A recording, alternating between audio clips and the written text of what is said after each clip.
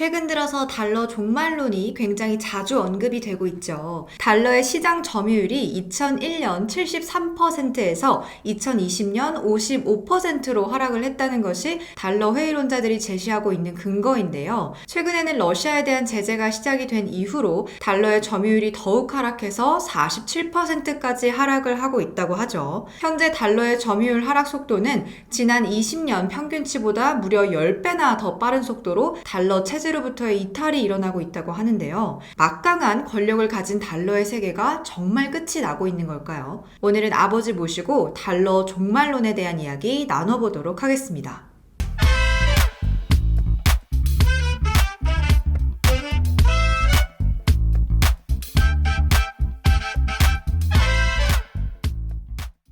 아버지, 달러를 무역거래에서 쓰는 나라가 점차 줄어들고 있고 이런 현상은 결국 달러의 종말에 이르게 될 거라는 주장이 요즘 좀 많아요. 앞으로 달러가 정말 사라진다면 유로나 위안화를 사야 되는 걸까요? 글쎄, 이 세상 모든 기축통화는 계속 바뀌고 바뀌어 왔으니까 언젠가는 달러의 시대도 끝이 날 거야. 그치만 우리 세대에서 이루어질 만한 일은 아니라고 생각해. 일단 이수가 오프닝에서 말했던 부분부터 수정을 좀 해야 될 것 같은데 2001년부터 달러에 대한 무역거래 점유율이 점차 하락한 것은 맞아. 그동안 유로화도 생겼고 그랬으니까. 하지만 그럼에도 불구하고 달러는 이후로 계속해서 안정적인 흐름을 보여주고 있어. 실제로 IMF가 공식적으로 발표한 외환 보유액 구성, 그러니까 코퍼 데이터베이스에 따르면 2022년 4분기 할당된 외환 보유액에서 달러가 차지하는 비중은 47%가 아닌 58.4%였거든. 그런 러시아가 달러를 버리고 위안화를 선택을 했는데도 국제거래에서 달러가 차지하는 비중 변화가 거의 없었다는 건가? 아니 누가 전혀 안 변했다고 그랬나? 그건 아니고 러시아에 대한 G7 금융 제재 이전에 코퍼 수치에서 사실상 큰 변동이 없었단 말이야. 고작 0.1%포인트 정도의 차이만 생겼을 뿐이고 이 정도 차이 때문에 달러의 종말을 주장하는 것은 좀 문제가 있지 않을까?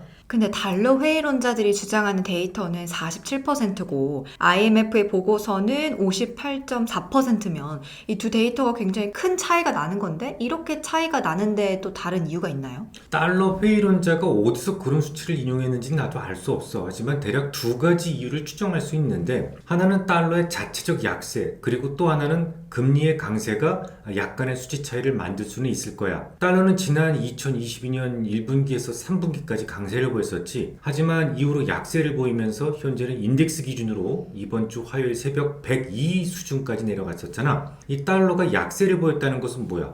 달러 준비금 그리고 외환 보유액 포트폴리오에서 차지하는 달러 비중이 하락한다는 것을 의미해. 그 달러의 가치가 하락한 만큼 달러 보유고가 작아진다는 말이죠. 그치? 그러면 같은 이유로 금리가 상승했으니까 국채 가격이 하락을 했다면 국채를 들고 있는 나라들의 외환 보유고도 하락을 했다는 거네요. 빙고! 이 세상 대다수의 국가들은 달러를 현물로 들고 있는 경우보다는 미국 국채를 보유하는 형태로 외환을 보유하고 있어. 현물에는 이자가 안 나오잖아. 국채를 보유할 경우에는 이자가 지급되고 게다가 거의 무한대의 유동성 때문에 언제든지 현금화가 가능하니까. 문제는 최근에 이자율이 많이 올랐다는 거지. 그렇게 되면 보유하고 있던 달러 표시 국채 가격은 하락할 수밖에 없고 당연히 달러 자산 보유고는 감소하는 것처럼 보이게 되겠지. 이런 경우는 장기물일수록 더욱 심하게 나타나. 그러니까 1년물보다는 10년물의 하락폭이 더 크고 10년물보다는 30년물의 하락폭이 더 컸단 말이지. 그러니까 달러 절대 보유량에는 큰 변화가 없었는데 달러의 약세 그리고 이자율 상승으로 인해서 상대적 보유량이 작아졌다는 말씀이신 거죠? 그치. 근데 최근에 러시아가 준비금을 달러 대신에 거의 위안화로 채우고 있는 건 팩트잖아요. 그렇지. 러시아가 굉장히 크기도 하고 또 영향력이 적은 나라는 아니니까 당연히 위안화가 기축통화를 위협하는 것처럼 보일 수 있지 않을까요? 러시아가 큰 건 맞는데 땅덩어리가 크다는 거고 경제 규모는 그다지 크지 않아. 오히려 우리나라가 더 큰 거 알아? 우리나라는 경제 규모가 1조 8,100억 달러로 세계 10위권에 들어와 있고 러시아는 1조 7,760억 달러로 우리나라 다음이 11위에 랭크되어 있어. 아무튼 러시아 중앙은행이 2021년 말 이후로 준비금 구성을 보고하지 않았기 때문에 러시아의 위안화 준비금의 수치를 정확하게 알 수는 없어. 다만 전 세계 중앙은행들이 보고한 모든 모든 위안화 보유고 중에서 거의 3분의 1 정도를 러시아 은행이 혼자 보유하고 있거든. 러시아 딱 한 나라가 외환 준비금으로 위안화를 보유하고 있다는 게 30%가 된다는 거니까 아직은 달러를 위협한다는 수준으로 볼 수는 없어.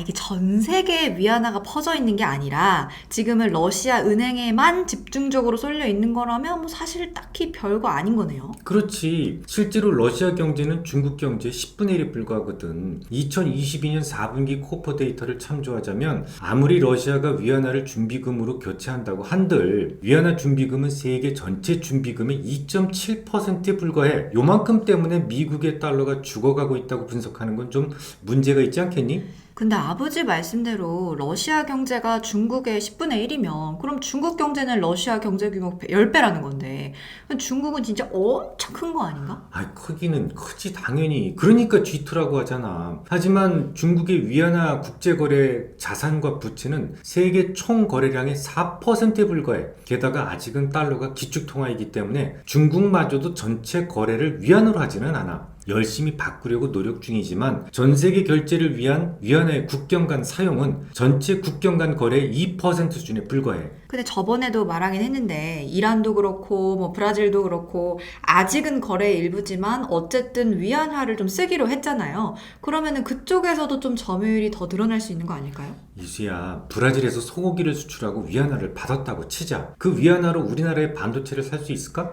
우리는 씹스가 아니라 스위프트를 쓰니까 뭐 그건 안 되겠죠. 그래, 반도체를 수출하고 사과 개짝에다 현금을 실어올 수 없다면 위안화는 받고 싶어도 받을 수가 없는 거야. 그래서 앞에서 말했지만 중국마저도 위안화만으로 결제를 할 수 없는 거고 꼭 필요한 물건을 사와야 할 때 달러 아니면 안 되는 경우가 아직은 훨씬 더 많기 때문이야. 뭐 그렇기는 하죠. 아직은 좀 먼 얘기처럼 느껴지는 감이 있긴 하지만 그래도 위안화 거래가 점점 더 커지고 있지 않나요? 이미 아랍에미리트도 석유 거래에서 위안화를 일부 쓰기로 했고 또 사우디 쪽도 좀 고민 중이라고 하던데. 수치로 말해야지. 금융위는 수치로 말하는 거야. 위안화의 거래를 키우려고 노력을 할 뿐이지 실제로는 위협적인 수준으로 커지고 있지는 않아. 게다가 위안화는 지난번 방송에서도 거론했었지만 투명하지 않다고 했지. 이번 주에도 중국은 미국인 시민권자에 대해서 간첩 혐의로 무기징역을 구형했는데 딱히 어떤 간첩 행위를 했는지조차 설명하지 않고 있어. 뭐 또 내가 이런 말하면 중국을 배척하는 사람으로 비추어질 수도 있어서 좀 조심스럽다만 난 사실 용일중화 즉 일본을 잘 활용하고 중국과 화합해야 한다고 믿고 있는 사람이야.